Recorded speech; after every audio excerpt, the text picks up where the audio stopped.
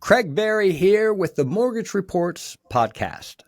Today we're discussing this kind of crazy housing market that we're currently in and what buyers and sellers can do to navigate it. Joining me today is Brad Nix.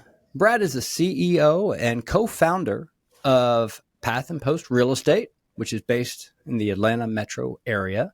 And since co-founding Path and Post in 2013, under Brad's leadership, Path and Post has received over 1,000 five-star reviews from satisfied clients, and the team has sold over 3,000 plus homes.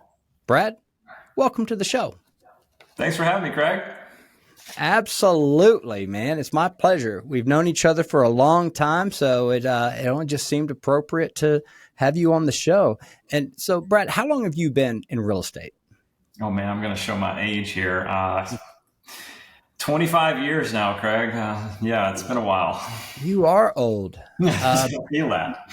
No, that's funny. It's about the same amount of time. I'm coming up on my 25th year in this business too. And do you remember a time that it was? I mean, because we've seen a couple of ups and downs. We haven't really seen when people talk about the Jimmy Carter administration and, interest rates in the teens and things like that, like we weren't really a part of that per se, but we've been in it long enough to go through the 2008 housing collapse. Yes. Other than that, have you ever seen the current market the way that it is right now? No, it's unique. And I know some people are, thinking it's like 2008, but it's obviously very different. And it feels weird and uncomfortable like 2008 did, but for very different reasons and different underlying fundamentals. So I'm sure we'll get into some of that today. But yeah, it's definitely a unique market. We feel it from buyers, we feel it from sellers and agents alike. Yeah, no doubt. And we will get into that more because I have some questions for you about that just to get your opinion because, of course, you are the expert. No pressure. I don't know about that. So just a couple of brief questions for people who don't know you. Why did you get into real estate? Do you even remember? It's been a long time. Yeah, it was by accident. I think it's a lot of people's origin story. It wasn't like a career objective of mine starting out of college. I thought I was going to go into film or some kind of production studio, trying to get a job out of college, and ended up, I knew my aunt was in real estate, and she's like, well, while you're looking for a job, why don't you help me with real estate? And that was kind of the beginning of the end, or something new. At least I got my real estate license and ended up, staying in it now for 25 years. So I kind of happened upon it through a family member, which I think is a common story in the industry. It is. But it's turned into a true passion and lifelong enjoyment. Very, very cool. Yeah. I have a similar story. Like it wasn't something that I feel like a lot of people who got into real estate or mortgages, it wasn't how they scripted it. Right. And then we figure out some bizarre kind of love-hate relationship for the business, yeah. and then we can't get out of it.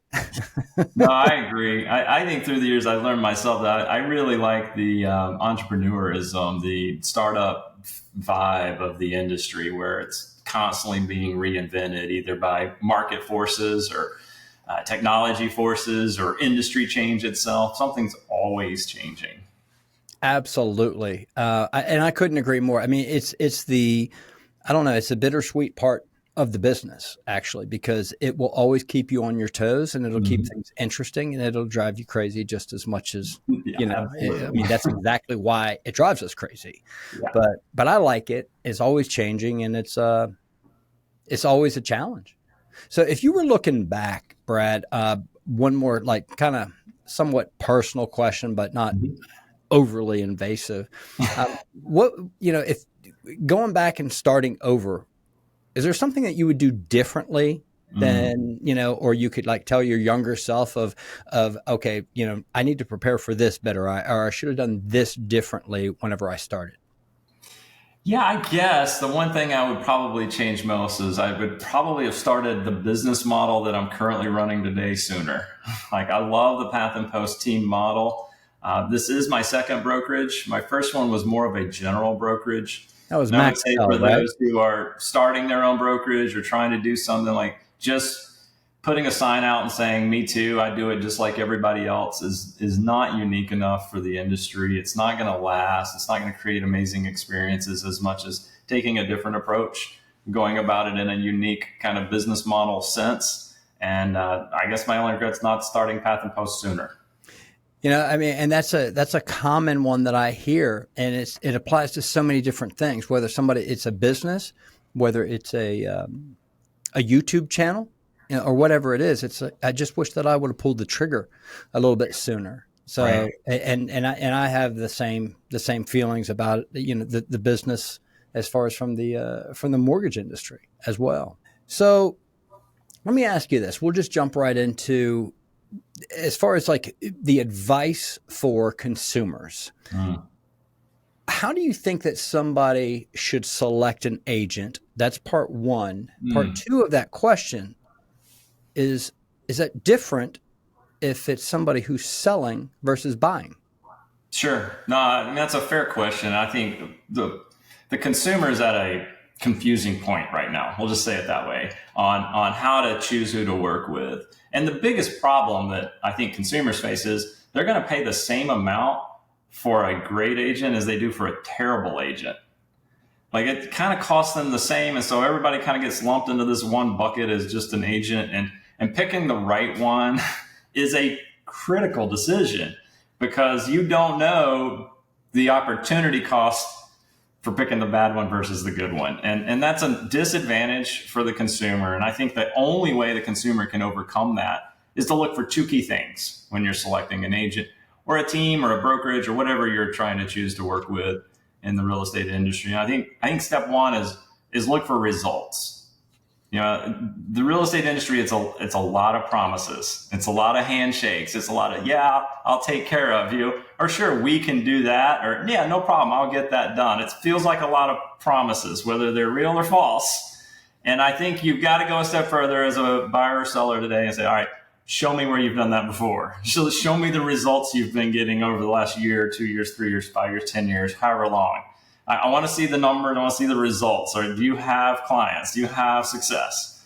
I think that's step one. And then step two, you mentioned the reviews earlier. I mean, we're in a review-centric world. People don't buy toothpaste on Amazon without checking the reviews, right? So you absolutely don't want to enter into a real estate agreement without checking the reviews of your agent and the team they work for and the brokerage they work for, to make sure that the experience you're about to get in life is up to the expectation that you have. Yeah, I totally agree with that. Now, and just to expand on that a little bit, you said, to verify. And so is there any other ways that you would recommend verifying, or reviews? Is that kind of the main? Yeah. Because I agree with you. It is, reviews are the thing today. But sometimes I feel like people think that they're made up. Right. No, they do. I would say there's two probably reliable sources to verify reviews and results, and that's going to be Google and Zillow. So you don't want to take my flyer I just printed out where, I typed the words and said that Brad's amazing. You want some third party to verify that. You definitely want the third party, and I will say, like, Zillow has a pretty rigorous analysis to make sure that all the reviews are legitimate, and so does Google for that standpoint. Like, they require the consumer to create accounts, and I think those kind of gatekeepers are pretty trustworthy in today's world. So I would go to Google. I'd go to Zillow. Yeah. Yeah. And I agree with that. When I'm asking, after we finish up a deal and I'm asking for reviews, those are literally the only two places. Like, I mean, if I'm lucky, I'll ask for the third, like on Facebook or something to that effect. But Google and Zillow are the ones where I send people the most. And I guess that probably may answer my next question, which is, as far as, well, actually, let me ask you this. So clearly, well, no, I'm not even going to say clearly. What market are we in today? Buyer market, seller market? Yeah. No, it can be confusing to a lot of people. We're definitely in a seller's market. Definitely in a seller's market because there's an undersupply of homes. and the demand is maintained the same. Yeah, coming out of the pandemic, we had outrageous demand, and it seems to be still super high, especially compared to the amount of listings that are available on the market. Yeah, agreed. So with that in mind, would it be this similar advice that you would offer to sellers as far as, when they're thinking about starting the process? Because a couple of things that I found is sellers, they tend to think in a seller's market that, hey, I don't need an agent. Anybody can sell a house in this market. How does that, what would you say to that? Yeah, I mean, agents don't sell houses is the first thing I'd say. The market moves homes, buyers and sellers buy and sell homes. Agents are just there to facilitate, consult, and protect their clients through that process. Yeah. So I'm not going to go out and find the buyer. The market's going to produce the buyer. It's just, how are we going to negotiate on your behalf when the buyer is at the table? You're just going to take whatever they send across and not worry about the details? Then you get what you get in life, right? Versus understanding the options, even if it is a seller's market, what is most important to the seller? And that's how we begin every conversation. And if your agent's not asking that, you probably want to talk to more agents. So what's most important to you? And from a seller specific standpoint, we found it's come down to 4 things, Craig. It's the common two, timing and money, which are super important. But it's also about certainty and convenience. So you can sell a home, but are you going to close when you want it to or when the buyer wants to? Is it going to be convenient for you where you don't have to do any repairs or renovations or any prep, or are you going to have a lot of hassles getting there?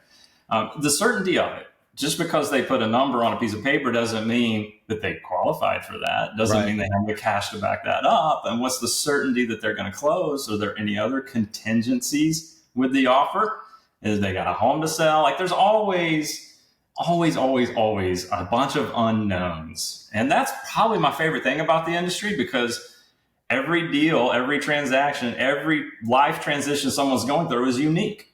Because the place, first of all, is unique. There's not another home like that on the planet. There may be similar ones, but it's on a different piece of land, or it's got a tweak that's different.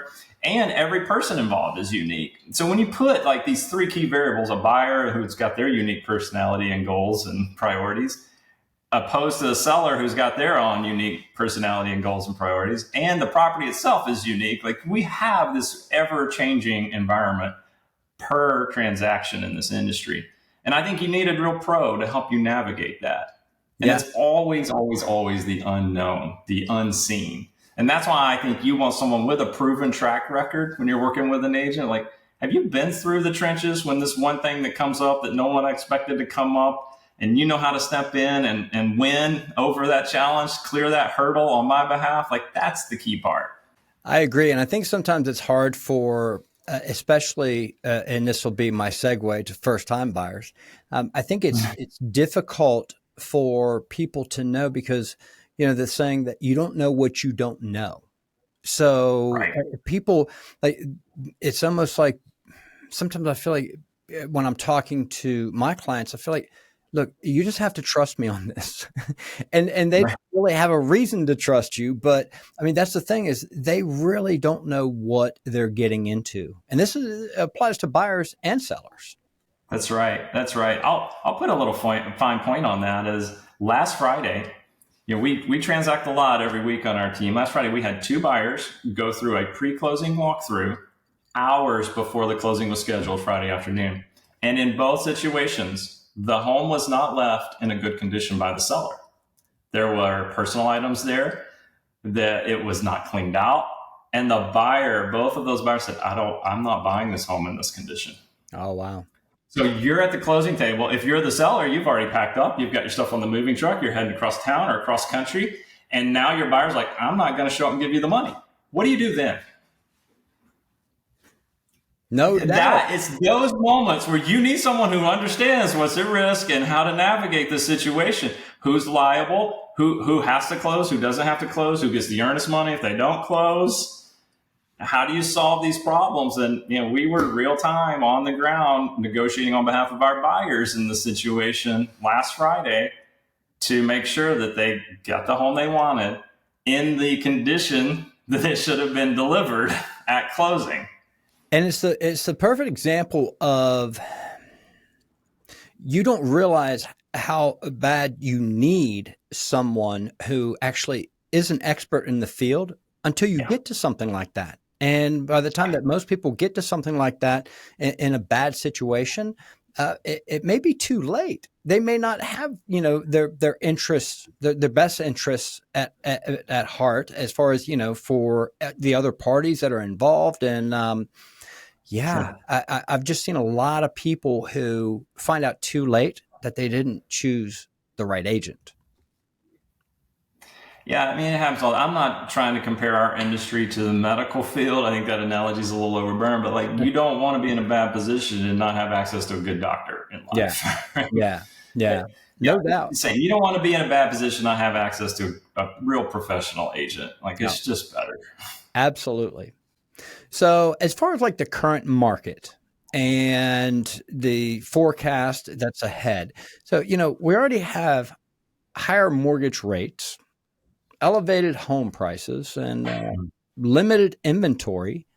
And then add to that this fear of ongoing inflation, an impending recession, more interest rate hikes. I mean, the housing market is just a little bit volatile right now. And so a lot of people are saying, you should not buy right now. It's a bad time to buy because home values will be taking a dive in the near future. And, there's these doomsday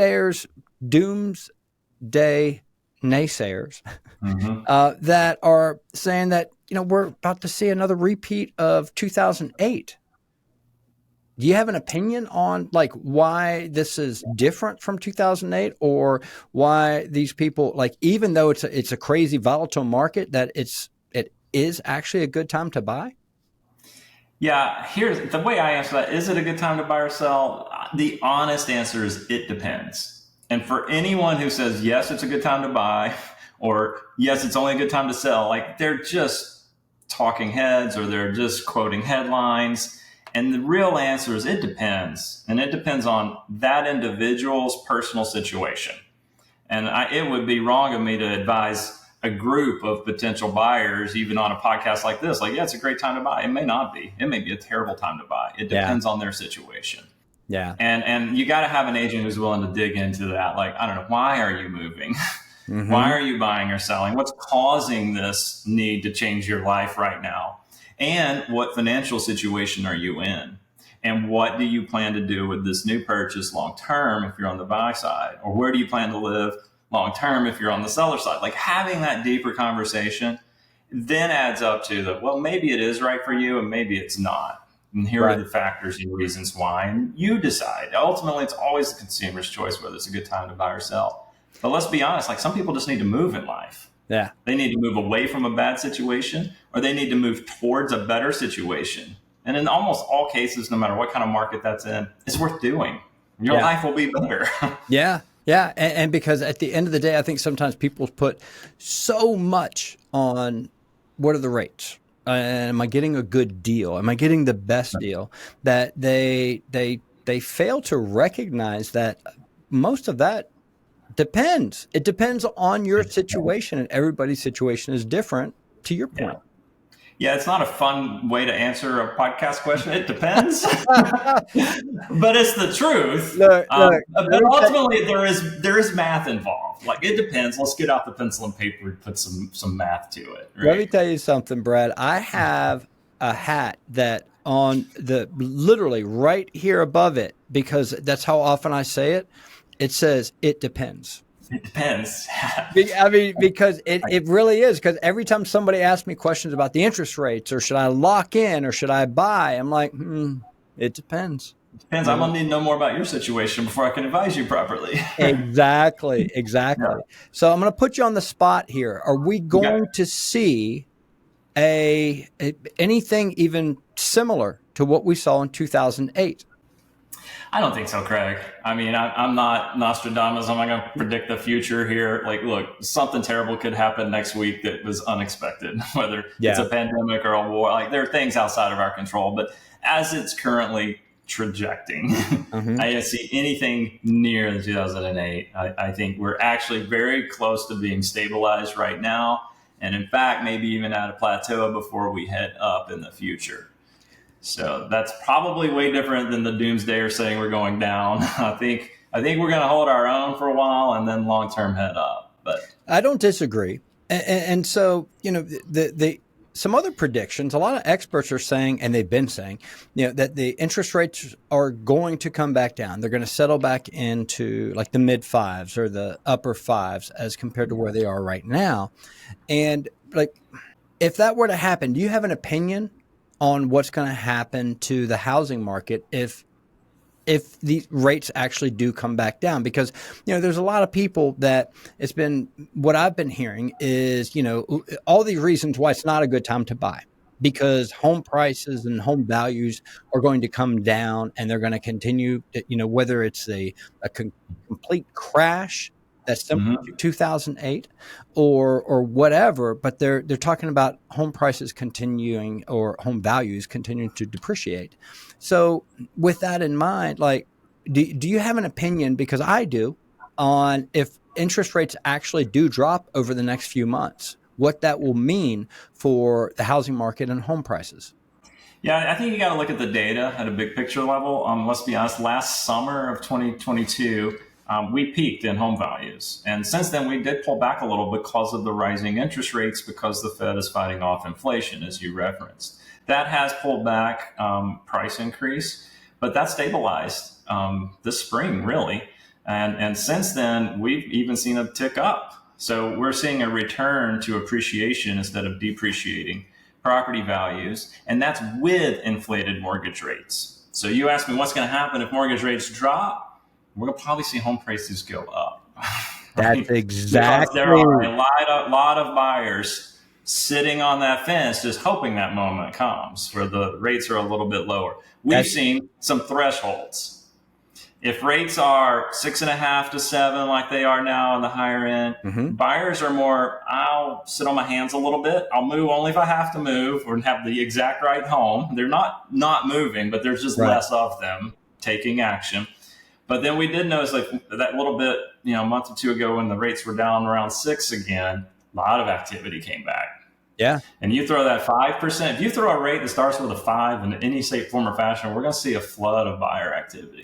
And then, and would you agree that as a result, the whole supply and demand factor is going to come back into play, and home prices aren't going to go down, they're going to go up? Yeah, I mean that's the math of it. When supply increases, Hmm.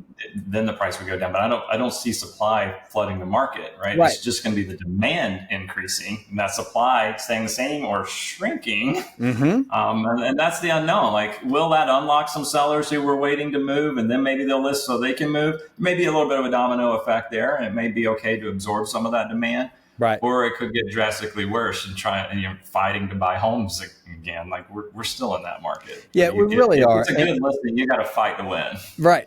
And either way, it's not like, yeah, I think that's the biggest misconception, at least in my opinion, is that if interest rates drop, what the effect of that is going to be. What people aren't seeing, a lot of people out there, consumers, aren't recognizing the fact that if interest rates drop, it's just going to bring more buyers out who are sitting on the fences right now, and more Right. buyers that come out are going to create more demand, and that doesn't Mhm. necessarily mean that the supply is going to be there. That's right. So it's going to be interesting to see how all of this pans out. Yeah, there's always two sides to the real estate market, supply and demand. And I would say we have a supply side problem, not a demand side problem. So if you increase demand, like, it's just going to maybe exacerbate the supply side problem. Yeah, no doubt. And, So, and affordability is the key word through all of this. mhm. Like, affordability is a real issue in America, right? Especially here in North Atlanta. Like, affordability is tough to buy a home. It really is, and it's especially for first time home buyers right now. I mean, I can't tell you how many people that I have pre-approved, and then 6 months later, they're not pre-approved for the same amount. Yeah. I mean, Yeah. affordability is tough. Affordability is real issue. I don't know how to solve it long term as a country, other than we got to fix a little bit of the supply side. Yeah, yeah, no doubt. So I know Path and Post Real Estate. I've been to your office. I've worked with your agents. And as you know, I'm a fan. I really like the way that Path and Post is set up. And it's definitely unique. So, what are some of the ways that Path and Post is different? Sure. No, we love working with you too, Craig. So thanks for that. Path and Post is a different business model as a whole. Most of the industries start at the top. Most of the industry starts at the brokerage level. Think of big box franchise broker. I won't name any names. Big loco. They're all over the country, right? Big box broker. I've got plenty in mind. They run their business as a general brokerage. In fact, the broker's customer is often the agent. So they're looking to make money off of real estate agents. And then it's up to the agents to go and try to find clients so they can get paid by clients and the consumer level. We kind of just took that model and said, you know what if we squeezed it tight to where the brokerage itself had the same goal as the agents who work there, is to find clients and consumers and please them every day, instead of trying to just find agents to make money off of. Yeah. And it was literally that business model shift where we're now small boutique independent brokerage that operates like a team. Yeah. So you literally get the top of the franchise broker model, the leader of it all, and the agent on the ground working side by side with the consumer to solve problems and create great experiences for them. And that just doesn't happen at big box brokerages. Yeah, I agree. There's too many layers. Yeah, no doubt. I mean, of course, I've worked with both, and that's why I enjoy working with the smaller ones and more. Would you consider Path and Post more of a boutique broker?